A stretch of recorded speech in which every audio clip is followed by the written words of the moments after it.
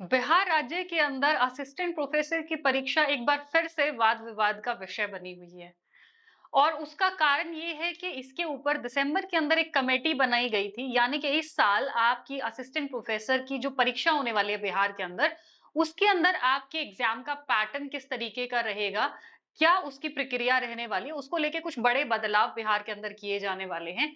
और अभी उस कमेटी की, उस समिति की जो भी बैठकें हैं, वो अपने आखिरी पड़ाव पे हैं, यानी कि उसके फाइनलाइजेशन की तरफ वो कमेटी बढ़ चुकी है। इसी कारण से अभी ये जो विषय है कि असिस्टेंट प्रोफेसर के अंदर किस तरीके का बदलाव होने वाला है, ये फिर से चर्चा के अंदर है और आपको हर जगह आए दिन इसको लेकर के नई-नई खबरें, नई-नई वीडियोस ज़रूर देखने को मिलती होंगी। परंतु कुछ वीडियोस उसमें से ऐसी हैं जो स्टूडेंट्स को भटका रही हैं, कुछ वीडियोस ऐसी हैं जो झूठी आस दे रही हैं स्टूडेंट्स को। 2-3 इंपॉर्टेंट पॉइंट्स हैं। एक तो वैकेंसीज के नंबर को लेकर के स्टूडेंट्स के बीच में काफी कंफ्यूजन, काफी ज्यादा भ्रम है कि कितनी एग्जैक्ट वैकेंसीज आने वाली हैं। दूसरा ये चीज कि क्या जो बेट का एग्जाम होगा असिस्टेंट प्रोफेसर के लिए, वो एग्जाम होगा या सीधी इस तरीके की परीक्षा कराई जाएंगी। मैं इसको लेके स्पष्टता को लेके पहले भी आप लोगों के लिए सेशन करा चुकी हूँ और आज के इस सेशन के अंदर मैं फिर से एक बार आपको क्लैरिटी के साथ में बताने वाली हूँ कि बिहार के अंदर असिस्टेंट प्रोफेसर का एग्जाम का, परीक्षा का क्राइटेरिया क्या रहेगा और बेट का एग्जाम आपका होगा या नहीं होगा। पहले किस तरीके से एग्जाम होता था, अभी अगर रिटर्न एग्जाम होगा तो आपका एपीआई स्कोर, यानी कि जितना भी आपने अपनी एकेडमिक परफॉर्मेंस जितना किया है, उसके अंदर जो भी आपका स्कोर रहा है वो कितना एनालिसिस रहेगा या साक्षात्कार का कितना कुछ स्कोर रहने वाला है। तो नमस्कार, मेरा नाम है किरण मलिक और मैं आप लोगों को टेक्स्ट बुक सुपर कोचिंग के ऊपर पॉलिटिकल साइंस और पब्लिक एडमिनिस्ट्रेशन पढ़ाती हूँ। तो एक बार फिर से जैसा कि मैंने कहा है, पहले बिहार पब्लिक सर्विस कमीशन आपके बिहार के अंदर एग्जाम्स कंडक्ट कराता था। एग्जाम्स भी नहीं, हम कह सकते हैं कि हायर एजुकेशन के अंदर जो भी वैकेंसीज होनी, भर्ती होनी होती थी जिनके भी ऊपर, वो बीपीएससी कराता था। बट अब बीपीएससी को हटा करके आपके Bihar state university service commission एक अलग से एक बॉडी बनाई गई है, जो जितनी भी उच्च शिक्षा की इंस्टीट्यूशंस हैं, संस्थाएं हैं, उनके अंदर भर्ती कराने का कार्य या उनकी देखरेख का कार्य अब ये इंस्टीट्यूशन करेगा। बिहार पब्लिक सर्विस कमीशन ये चीजें नहीं कराएगा।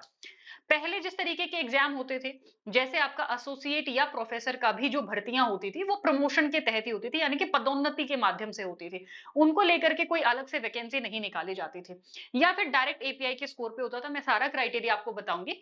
तो अभी दिसंबर के अंदर उसके लिए एक जो समिति बनाई गई थी, उसकी बैठकें शुरू होती हैं, जिसमें ये बातचीत शुरू होती है कि ये जो अभी इस साल 2026 के अंदर बिहार के अलग-अलग कॉलेजों में असिस्टेंट प्रोफेसर की वैकेंसीज निकाली जाएंगी।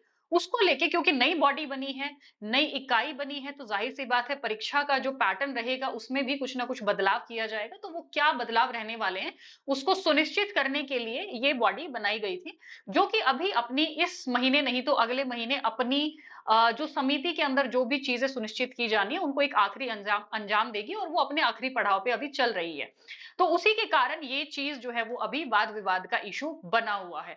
तो एक तो ये मैंने आपको पहले भी बताया था कि बिहार के अंदर रिटन एग्जाम होने वाला है, परंतु लिखित परीक्षा के भी कई सारे पैटर्न हैं जो कि हम इंडिया के अंदर देखते हैं। अलग अलग राज्य के अंदर अलग अलग पब्लिक सर्विस कमीशन एग्जाम्स कराता है। तो 2-3 मेजर पैटर्न्स हैं जो हम यूजुअली देखते हैं भारत के अंदर जब असिस्टेंट प्रोफेसर की वैकेंसीज पे भर्ती होती है। तो आपका पहले तो बिहार के अंदर मैं बता देती हूँ कि किस तरीके से एग्जाम का पैटर्न रहता था। पहले जो आपका 2020 के अंदर जो भी असिस्टेंट प्रोफेसर की भर्ती आई थी, उसमें बेसिकली आपका 115 नंबर का ये रहता था, ठीक है, पेपर। तो जिसमें आपका 100 नंबर का साक्षात्कार रहता था, यानी कि इंटरव्यू रहता था, और 15 नंबर आपके एकेडमिक परफॉर्मेंस। एकेडमिक परफॉर्मेंस क्या होता है कि जो भी आपने अपनी ग्रेजुएशन के अंदर, मास्टर्स के अंदर जितना भी स्कोर किया है, उसके आधार पे आपका एक स्कोर कार्ड बनता था। तो 15 नंबर उसके लगते थे। कहने का मतलब ये है कि पहले आपके एकेडमिक परफॉर्मेंस का उतना ज्यादा वेटेज नहीं होता था और सीधा सीधा जिसकी भी जो साक्षात्कार के अंदर जो पैनल बैठा हुआ है, उससे कितनी जान पहचान है, उसी के आधार पे ये प्रक्रिया होती थी या उसी के आधार पे रिक्रूटमेंट कराया जाता था, क्योंकि सीधा सीधा 100 नंबर का साक्षात्कार होता था।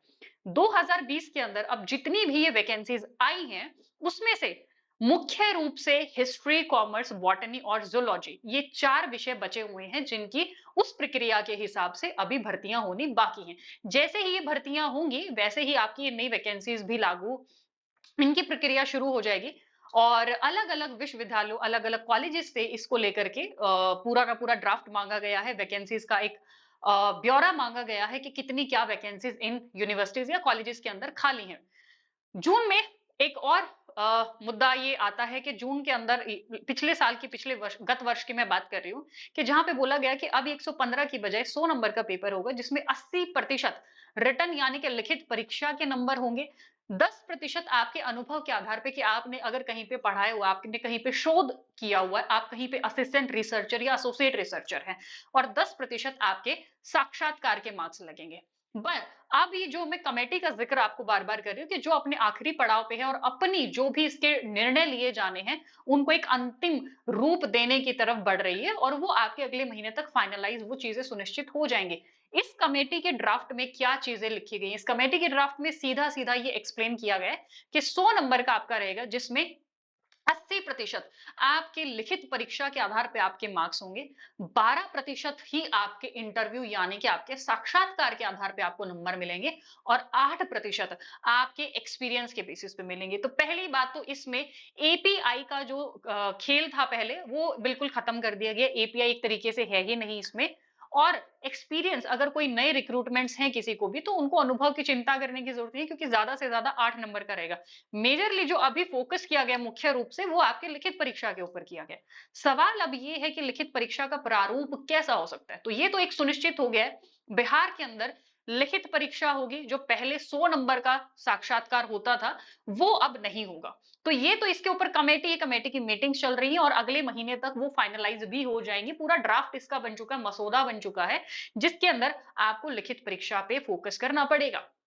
तो पहली बात तो ये जो भी स्टूडेंट्स अभी इस इंतजार में बैठे हुए हैं कि भैया शायद बिहार में पहले की तरह ही होगा और आप किसी ना कोई जानकारी निकाल के कोई ना कोई लेन देन करके आप एग्जाम निकाल लेंगे, वो थोड़ी सी चीज उस चीज का वेटेज जो है या उस चीज की महत्ता थोड़ी सी कम हो गई है। तो आपको अभी अपनी मेहनत पे ध्यान देना पड़ेगा और उसकी तैयारी जाहिर सी बात है कि आपको अभी करनी पड़ेगी। अब एक और बड़ा सवाल ये है कि मैम हमें अभी पाठ्यक्रम पता नहीं है, तो हम किस तरीके से रिटन एग्जाम की लिखित परीक्षा की शुरुआत कर सकते हैं। तो वो भी मैं आपको बताऊंगी कि आपको लिखित परीक्षा की अगर शुरुआत करनी है और अपनी तैयारी दूसरों से अगर आपको 2 कदम आगे रहना है, उसके लिए आपको अभी से अपने कमर कसनी होगी, अभी से आपको तैयारी कसनी होगी। एक चीज। दूसरा, बहुत सारे विद्यार्थी हैं जो अभी भी इस इंतजार में इस धैर्य के साथ बैठे हुए हैं, जिनका नेट का एग्जाम नहीं निकला है और कि बिहार के अंदर बैठ का एग्जाम कंडक्ट कराया जाएगा। तो मैं आपको पीछे भी मैंने आपको 1 मिनट जो मीटिंग थी उसकी मिनट्स मैंने आपको दिखाई थी। हालांकि बिहार में बैठ के एग्जाम कराने के लिए आंदोलन चल रहा है, विद्यार्थियों का, छात्रों का प्रोटेस्ट चल रहा है। हो सकता है कि पता नहीं वो प्रोटेस्ट कितना लंबा चलेगा, या हो सकता है कि आप राजनीति को जानते हैं, बिहार की राजनीति को भी जानते हैं और उसकी लेट लतीफी को भी आप जानते हैं। तो पता नहीं ये जो आंदोलन चल रहा है ये कितने दिन बाद अपना रंग दिखाएगा या उसका कोई प्रभाव बिहार की राजनीति पे पड़ेगा या नहीं पड़ेगा। जो लोग ऊपरी ओहदों के ऊपर बैठे हुए हैं उनके कानों तक ये बात पहुंचेगी या नहीं पहुंचेगी। परंतु जो इस कमेटी की मीटिंग हुई थी उसकी मिनट्स में एक बात क्लियरली लिखी गई थी कि जो अभी ये लिखित परीक्षा के एग्जाम पे यानी कि इस साल जो भी आपकी वैकेंसी असिस्टेंट प्रोफेसर की आने वाली है उनमें ओनली, केवल और केवल लिखा गया, only those applicants who fulfil the minimum UGC requirements will be allowed. अब यूजीसी की रिक्वायरमेंट असिस्टेंट प्रोफेसर के लिए क्या होती है?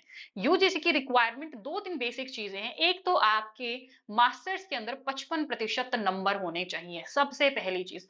दूसरी चीज है कि आपका नेट का एग्जाम क्वालिफाई होना चाहिए। अब मैं ऐसे विद्यार्थियों को जो ये इस इंतजार में बैठे हुए हैं कि बेट का एग्जाम होगा तो वो निकालेंगे, तो वो एग्जाम करने के बाद ही क्वालिफाई करेंगे। मैं आपको बता देती हूँ, पहली बात तो बेट का या चाहे आप जेट का सिलेबस देखो, चाहे अभी एमपी सेट का सिलेबस आने वाला है, उसमें और आपके नेट के सिलेबस में बहुत ज्यादा अंतर नहीं होता है, पहली चीज। दूसरी बात, अभी ये वैकेंसीज को फाइनलाइज होगा, इनका रिटर्न फॉर्मेट फाइनलाइज होगा, उसके बाद कहीं जाके अभी वक्त है ये वैकेंसीज आने में। उससे पहले आपके पास में जून 2026 का टारगेट है आपके हाथ में। अगर आप ये बेट का एग्जाम, पहली बात तो बहुत कम चांसेस है, मैं कहूंगी 10% चांसेस है कि बेट का एग्जाम होगा, क्योंकि इस मीटिंग के अंदर स्पष्ट रूप से लिखा गया है कि जो यूजीसी रिक्वायरमेंट पूरी करेंगे, यानी कि अगर आपका नेट क्वालिफाई है या आपके मास्टर्स में 55% मार्क्स हैं, दोनों चीजें हैं, तभी आप ये एग्जाम रिटन टेस्ट दे पाओगे। तो जरूरी है कि आपके पास में अभी मौका है जून 2026 के लिए, आप अपने नेट की तैयारी शुरू कीजिए। ठीक है, अगर बैट का एग्जाम इन एनी केस होता भी है तो वो आपको कहीं ना कहीं उसमें भी सहायता देगा, नहीं तो आपका अन्यथा नेट के एग्जाम में तो आपको बहुत हेल्प करेगा ही। और अगर आप नेट का एग्जाम क्वालिफाई कर लेते हो तो उसके बाद आप चाहे झारखंड के अंदर, चाहे यूपी के अंदर, चाहे भारत के किसी भी स्टेट के अंदर असिस्टेंट प्रोफेसर की वैकेंसी आप हर जगह पे अप्लाई कर सकते हो। आपको सिर्फ और सिर्फ बिहार और बिहार के अंदर असिस्टेंट प्रोफेसर की वैकेंसीज के लिए आश्रित नहीं होना पड़ेगा। तो ये बहुत जरूरी है कि आपके पास ये जो मिनिमम क्राइटेरिया है नेट का, आप इसको क्वालिफाई करके रखें, क्योंकि कुछ भी हो सकता है और 90% चांसेस हैं कि आपका बेट का एग्जाम नहीं होगा। अगर 10% को मान के चलें कि जो ये आंदोलन है अगर इसने कुछ ना कुछ प्रभाव डाला बेट के एग्जाम के लिए तो हो सकता है, वरना तो आपको हालात सबको पता है कि राजनीति या राजनीतिज्ञों के ऊपर किसी भी ऐसे आंदोलन का असर कितना ज्यादा पड़ता है। तो मैं ये आपको गुमराह बिल्कुल नहीं करूंगी, मैं आपको सच्चाई बता रही हूँ कि आप इस उम्मीद में ना बैठे रहें। मेरी पूरी सहानुभूति उन विद्यार्थियों के साथ जो चाहते हैं कि बेट का एग्जाम होना चाहिए, बट मैं आपको बिल्कुल भी भ्रमित नहीं करना चाहती, मैं आपको बिल्कुल भी भटकाना नहीं चाहती आपके मुद्दे से, और मैं आपको एक अध्यापक होने के नाते, एक टीचर होने के नाते मैं आपको सही दिशा देना चाहती हूँ कि आप नेट का एग्जाम निकालिए। उससे आपके भविष्य के स्कोप बढ़ेंगे, आप दूसरे टेस्ट भी अप्लाई कर सकते हैं, और बेट के एग्जाम की उम्मीद आप अभी के लिए छोड़ दें तो आपके लिए ज्यादा बेहतर होगा।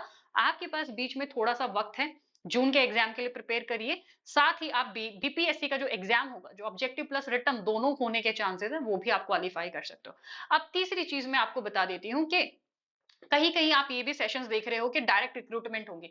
तो वो जो डायरेक्ट रिक्रूटमेंट यानी कि सीधी प्रक्रिया का जो भी विषय है, वो असिस्टेंट प्रोफेसर के लिए नहीं है, वो एसोसिएट और प्रोफेसर की वैकेंसी के लिए है। पहले क्या होता था कि जो ये एसोसिएट और प्रोफेसर की वैकेंसीज होती थी, इनको प्रमोशन के तहत यानी कि पदोन्नति के तहत ही इन वैकेंसीज को फिल किया जाता था। परंतु अभी इनके ऊपर भी मेरिट प्रमोशन होगा, यानी कि इनकी पूरी वैकेंसीज निकाल करके उसके बाद साक्षात्कार लिया जाएगा और तब इन पोस्ट को फिल किया जाएगा बिना एग्जाम के। तो सीधी प्रक्रिया के लिए आप लोगों को चिंतित होने की जरूरत नहीं है, वो आपके लिए नहीं है, वो एसोसिएट और प्रोफेसर की वैकेंसीज के लिए है।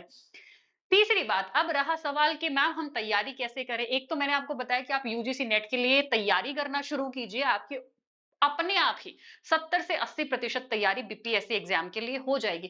दूसरी बात, मेन जो दो पैटर्न हम देखते हैं वो आप हमारे इंडिया के अंदर कैसे होते हैं। पहला यूपी का पैटर्न, हालांकि यूपी में भी ये चीजें अब चेंज हो गई हैं कहीं ना कहीं, और Haryana was the first state जिसने इस पैटर्न को अपनाया था, जहां पे ऑब्जेक्टिव प्लस सब्जेक्टिव यानी कि जो आपका एमसीक्यू है उसी के साथ लिखित परीक्षा दोनों को कंबाइन किया गया। तीसरी स्टेज जहां पे आपका इंटरव्यू या साक्षात्कार होना है, तो तीनों स्टेजेस के तहत हरियाणा में एग्जाम हुआ। सेम लाइन पे चलते हुए यूपी के अंदर भी जो अभी एग्जाम होने वाला है वो इसी आधार पे होगा, जहां पे objective plus subjective plus interview तीन स्टेजेस पे होगा। तो अगर आप देखोगे अपने आसपास तो हर एक जगह का पीएससी एग्जाम इसी लाइन पे चल रहा है, इसी प्रक्रिया के तहत अब वो भर्तियां करवा रहा है। और हम ये मानते हैं या ऐसा रहा भी है इतिहास में, अगर आप देखोगे कि यूपी में जिस तरीके से एग्जाम्स करवाए जाते हैं, परीक्षाएं करवाई जाती हैं, उसी तरीके से बिहार में भी परीक्षाओं का पैटर्न हमेशा से रहा है। तो बिहार के अंदर पहली बार एक तो ये लिखित एग्जाम होने जा रहा है, उनके पास कोई ऐसा इतिहास नहीं है। तो वो अगर कहीं से भी इस चीज का एक मोटिवेशन लेना चाहते हैं, कहीं के भी परीक्षा को आधार बनाना चाहते हैं, तो 80-90% चांसेस हैं कि वो यूपी की परीक्षा को आधार बनाएंगे। और यूपी में हाल फिलहाल ये पैटर्न चेंज किया गया है, तो वो उसको एज इट इज अडॉप्ट करेंगे। दूसरा पैटर्न है एमपी और राजस्थान के अंदर, जहां पे दो पेपर होते हैं, ऑब्जेक्टिव ही होते हैं यानी कि एमसीक्यू होते हैं। पेपर वन पेपर टू होता है। पेपर वन वहां पे वहां की एरिया की जीके होती है, राजस्थान की जीके या एमपी की जीके, और दूसरा जो पेपर, दूसरी जो परीक्षा होती है वो आपकी सब्जेक्ट विषय पे आधारित होती है। तो ये तो यहाँ पे बिहार में होने से रहा। ठीक है, अब जो मैंने आपको बताया था कि एचपीएससी और एचपीएससी की तर्ज पे ही यूपी के अंदर सेम पैटर्न अभी चेंज किया गया है, जो अभी परीक्षाएं होने वाली हैं। तो यहाँ पे प्री होगा जो आपकी एमसीक्यू रहेगा, उसके अलावा आपका सब्जेक्टिव पेपर होगा जहां पे आपको लिखित परीक्षा का भी तैयारी करनी पड़ेगी और आपको क्वेश्चन प्रैक्टिस करने पड़ेंगे। और तीसरी स्टेज होगी जो कि साक्षात्कार की स्टेज रहेगी। तो जो मैं आपको एक दिशा देने के माध्यम से आज का ये सेशन ले रही हूँ, मेरा मकसद यही है कि आप लोग किसी भी वीडियो से, किसी भी सेशन से भ्रमित ना हो। जो वैकेंसीज मैं आपको बता रही हूँ, टोटल नॉन टीचिंग स्टाफ की मिला के 9,000 वैकेंसी है, बट अगर आप असिस्टेंट प्रोफेसर की वैकेंसीज की बात करोगे तो 5,000 के आसपास ही आपकी वैकेंसीज आएंगी। हाँ, दूसरे राज्यों के तुलना में ये वैकेंसीज बहुत ज्यादा हैं, परंतु फिर भी आपको अपना नंबर ध्यान में रख के ही तैयारी करनी पड़ेगी। ये शायद बहुत आप लोगों के लिए पहला और आखिरी मौका होगा बिहार में असिस्टेंट प्रोफेसर बनने के लिए। और आप जब पाठ्यक्रम आएगा उस इंतजार में नहीं बैठे रह सकते, आपको अपनी तैयारी अभी से करनी पड़ेगी। तो उसके लिए यूजीसी की अगर आप तैयारी कर रहे हो तो आपकी स्वाभाविक रूप से बीपीएससी की तैयारी 80% के आसपास अपने आप हो जाएगी। जो 20% थोड़ा बहुत हो सकता है कि बिहार स्पेसिफिक कुछ दे दिया जाए या कुछ और एक दो सब्जेक्ट्स उसमें चेंज कर दिए जाएं, तो वो आपको अलग से तैयारी करनी पड़ेगी।